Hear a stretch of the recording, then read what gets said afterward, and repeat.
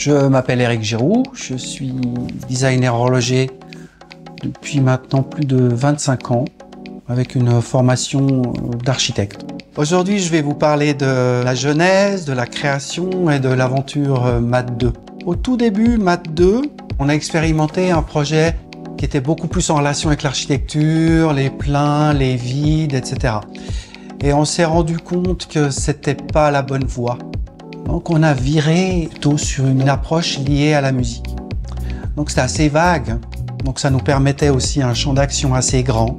Plus particulièrement sur une certaine époque de la musique, où, en ce qui me concerne, au même titre que le projet d'ailleurs, j'ai un peu abandonné l'architecture et c'est un peu la musique qui m'a amené au design industriel. C'est aussi un travail avec Max, on a toujours travaillé les deux, il y a des idées, il y a une expérimentation, puis après il y a l'intuition. Le rapport avec le disque vinyle, on voit il y a une partie sous les cadrans avec des petits sillons qui rappellent le disque vinyle, l'heure et la minute qui deviennent comme des platines, sans oublier l'idée du rotor où il y a cette animation dans MAD. Le rotor dessous tourne et les petits points se reflètent sur l'intérieur de la montre et nous font penser à une célèbre platine de DJ qui avait justement ce petit effet stromboscopique sur la platine qu'on retrouve. Parce qu'il ne faut pas oublier qu'il y a une idée, il y a un dessin et après ici on met tout ça en scène pour que ça existe.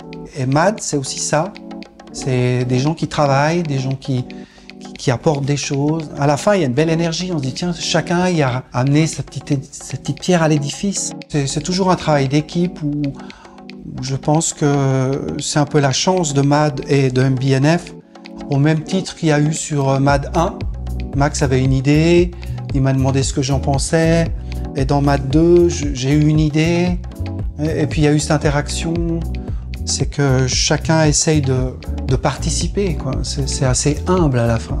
Je prends un exemple simple, les couleurs que nous avons là ont été vraiment dictées par l'équipe. Un projet, c'est beaucoup de contraintes, mais on y est très habitué avec MAD 1 déjà, avec MBNF. On a une approche qui est au niveau du dessin, qui est très différente de MAD 1. Ça veut dire que par rapport à MAD 1, qui a une certaine personnalité, c'est une autre personne. C'est une montre qui est plus discrète, qui est plus horlogère, qui a son charme.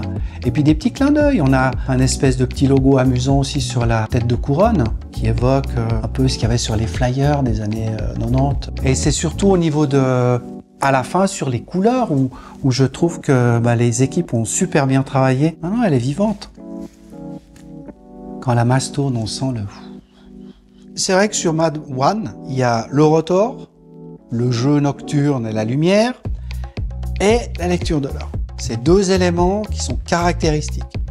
Donc quand on aborde une MAD 2, il fallait une lecture de l'heure un peu singulière.